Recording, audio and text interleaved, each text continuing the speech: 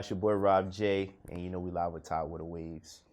Let's get it. For a second time. Second time, man. Second time's not third Yeah. time's a charm, but second Third, time yeah, we're gonna get it right. Yes, sir. Yeah, so the first interview nobody's ever gonna see, man. Yeah, It was legendary. and we killed that interview, but you know what I'm saying. We're gonna touch back on them points, so we're gonna get it right. Definitely. For sure. So yeah, appreciate you pulling up again. No doubt. You know, we can jump right into it. Yeah. You know, who is Rob J? Where you from? All of that. Facts. All right. So for the second time, you know what I'm saying? My name is Rob J. I'm an R&B songwriter, singer from Norfolk, Virginia. I love my city. I love everything about being from the area. I'm on my grind, working hard to give back and, you know what I'm saying, help out, encourage and inspire. And, you know, just live my best life for real. Have fun. Music is my passion. So I enjoy every time I get to touch a stage and, you know, just having fun with it. You know, that's my thing. Yeah, okay. Yes, sir. So what does Rob J stand for anything? What's the meaning behind it? Yeah. Well, actually, and I touched on it afterwards. The way I actually spell my name out is capital R, you know what I'm saying, lowercase O, capital B, and the R and the B stands for R&B, and then the O is for over blues, so it's like rhythm over blues, and that's Rob J. And I just do the J in there because it's my last name, so. That's a little slight play on R&B a little bit, you know what I'm saying? Yeah. So that's that. Bet, okay. Facts. So yeah, on that topic, we got a lot of trap, a lot of hip hop, and you know, just that type of music out here. Yeah. But how does it feel being an R&B artist, and how is that culture in this area of Virginia? Yeah. Well, first off, shout out to the hip hop scene for real. Like I said, it's popping out here.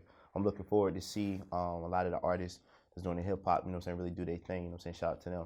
But I love being an R&B singer for real, like especially from the area, you know, it's a lane that's open that is not like congested, you know, and I can go through and really make a difference and, you know, really be that driving force. And there's a lot of other dope guys that's coming up as well that's doing R&B in the area, you know, they're doing their thing too, you know what I'm saying, shout out to my homeboy Sincere, my homeboy Travis, my boy Ty Flex, my boy Zay, Ty Toos. There's a couple guys that I be hanging with that, you know, releasing music real soon is gonna be real heavy in 2020.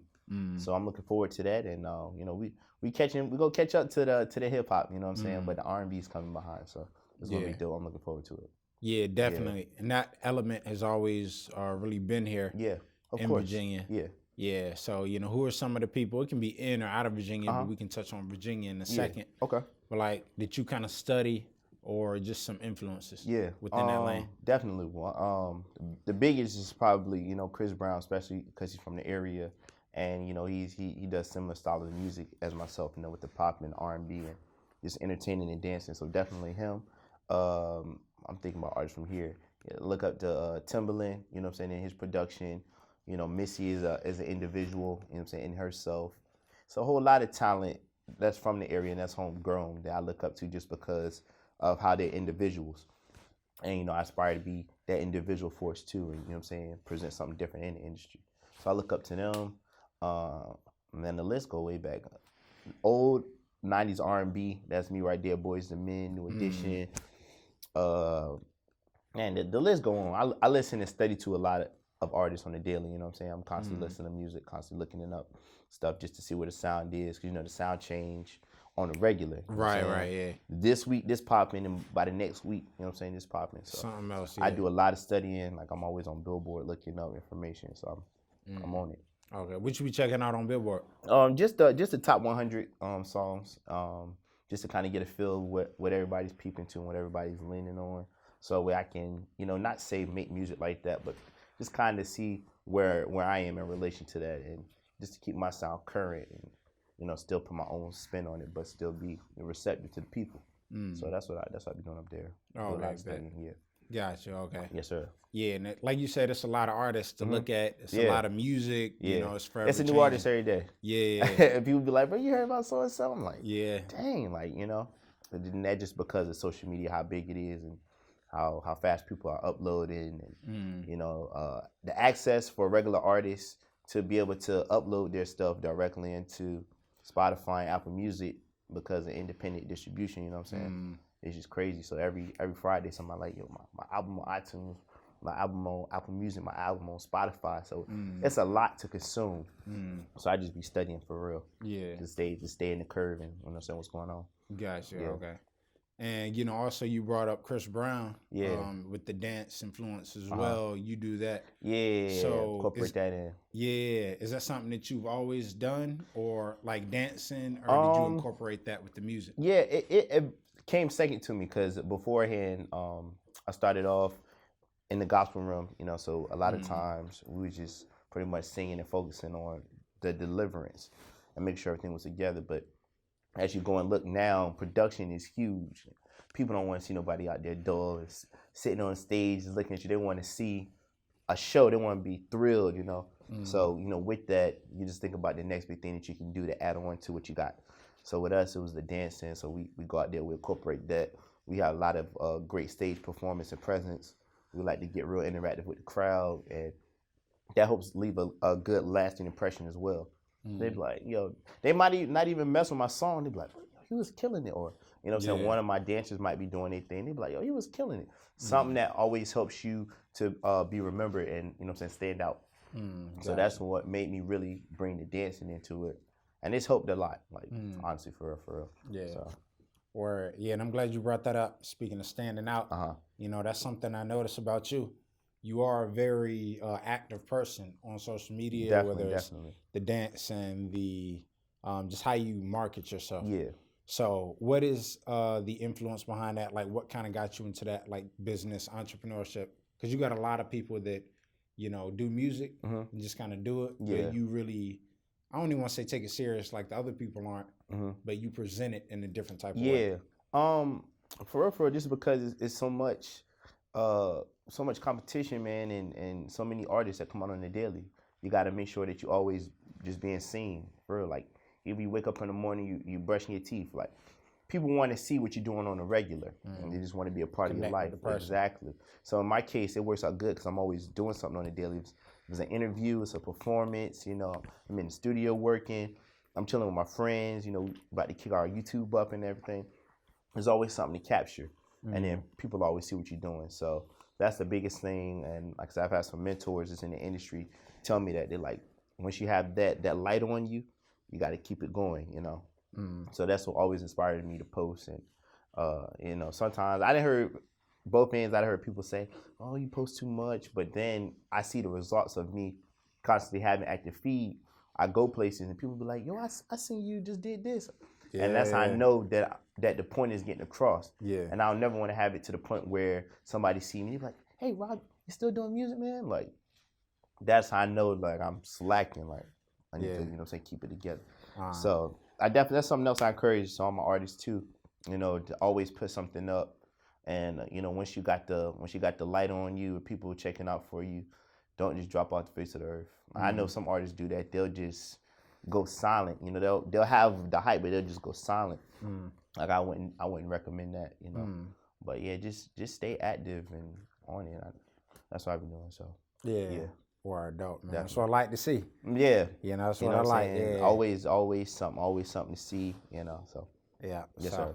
I don't know if you caught the transition. Let's get into it. Oh, yeah. Yeah. I got you. Yeah, What I Like featuring the baby. Yes, sir. You know, you can speak to the viewers a little bit about that, and how that came about. Yeah, so a prime example, just from being around and networking, a lot of time, me and my manager, we take a lot of trips. And I had a show out in North Carolina. And, you know, he was doing his job, going out there, passing out the flyers and whatnot.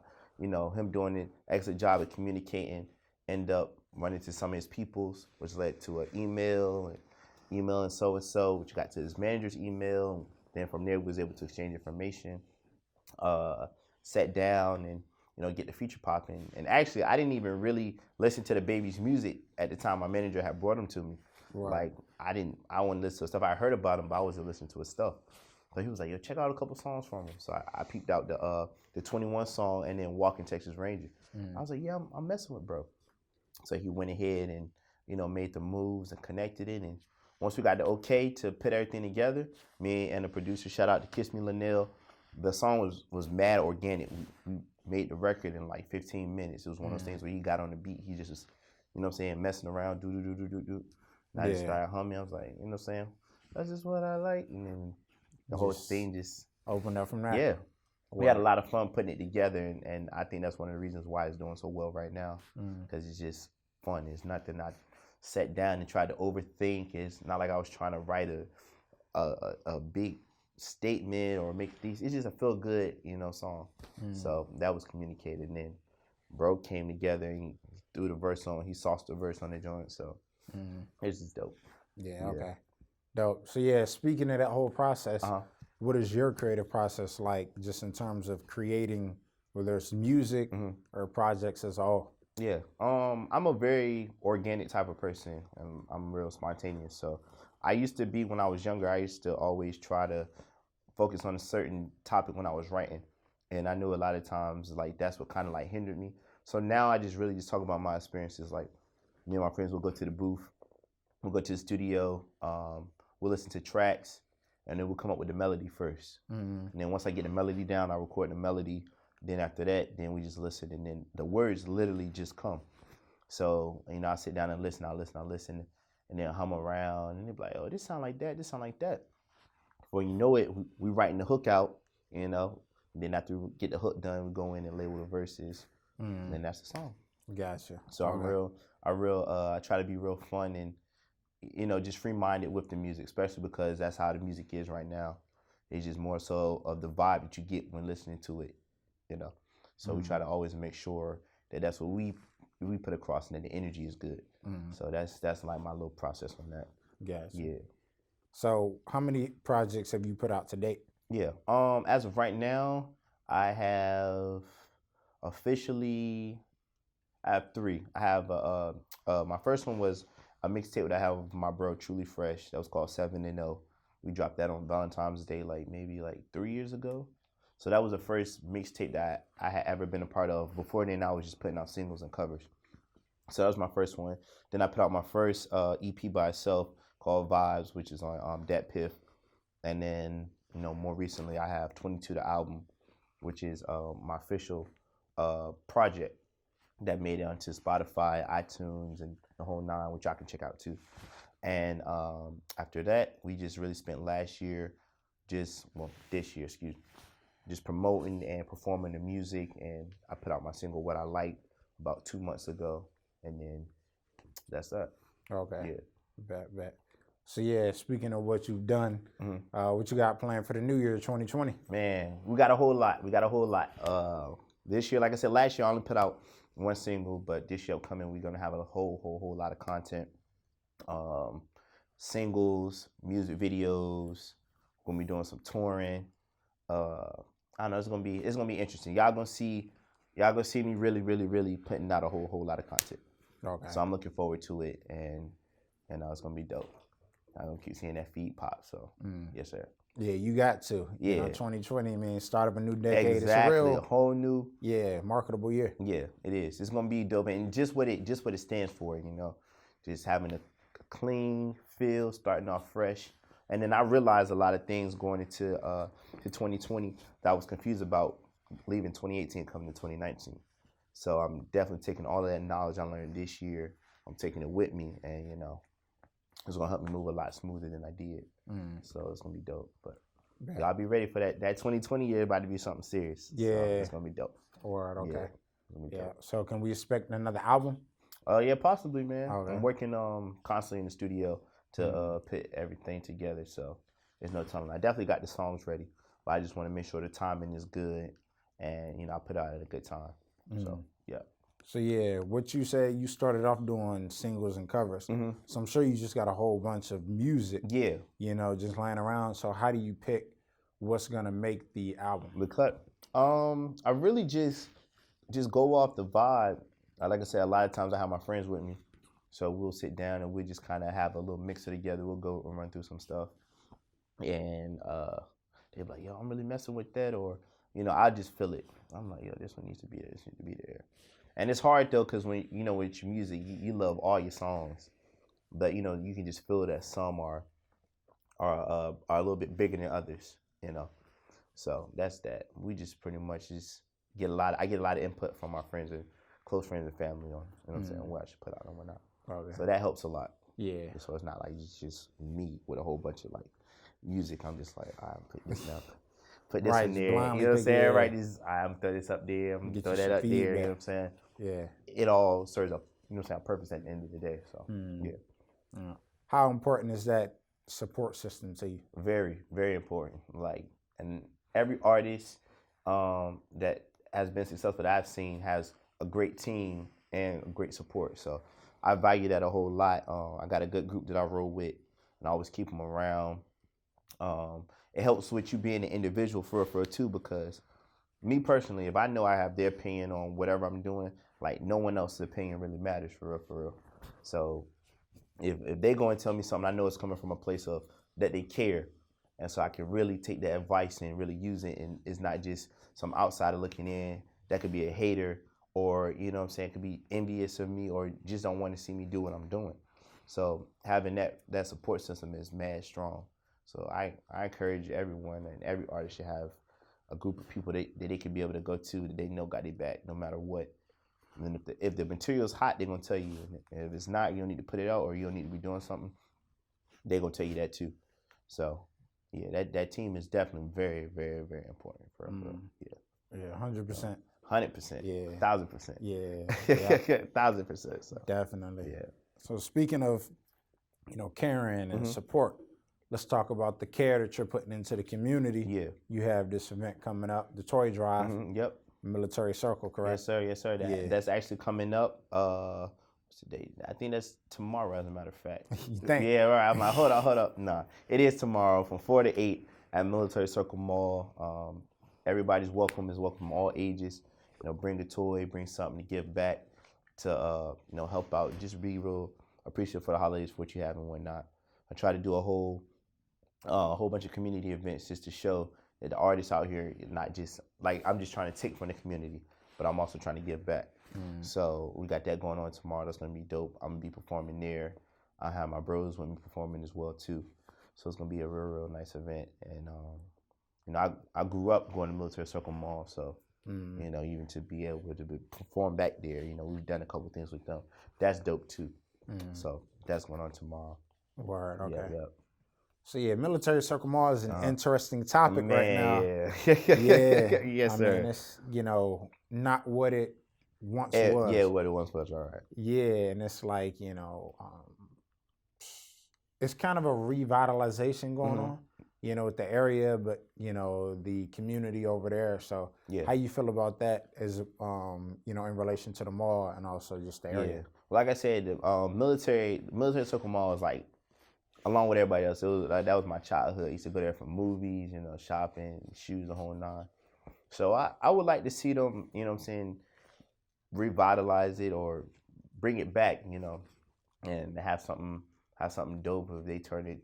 I think they got a performance center in there right now called Studio One or something like that. Yeah, number one space. Yeah, number one space. I'm sorry, number one space. So that's good, but I definitely don't want to see the area and the building go to waste. And it's in a good area. It just need to be managed the right way. Yeah. But yeah, I mess with Military Circle. Like, a lot of people got their personal opinions, and so I see why. But I grew up there, so yeah, I don't know. I still go to the movies out there too. Oh yeah, you can't beat that. You can't beat the price. It'd be like, shit be like $2. Exactly. Tuesdays that joint like $3.50. Yeah, for real though. I'd be out there. Yeah, definitely. Yeah. So facts.